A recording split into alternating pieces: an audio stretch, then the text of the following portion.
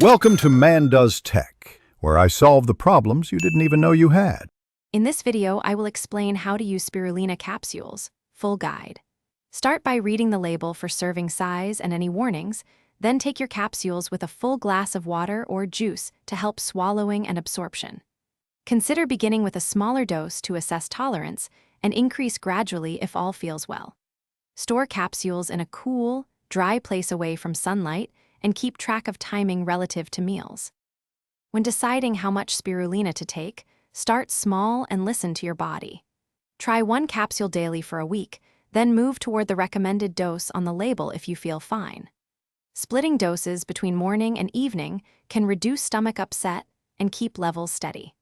Always avoid exceeding the manufacturer's suggested amount unless your healthcare provider approves a higher intake for specific reasons.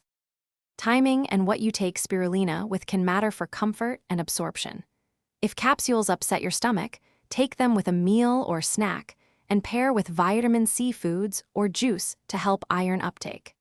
Avoid taking spirulina too close to bedtime if you notice energy effects, and be mindful of interactions with other supplements or medications.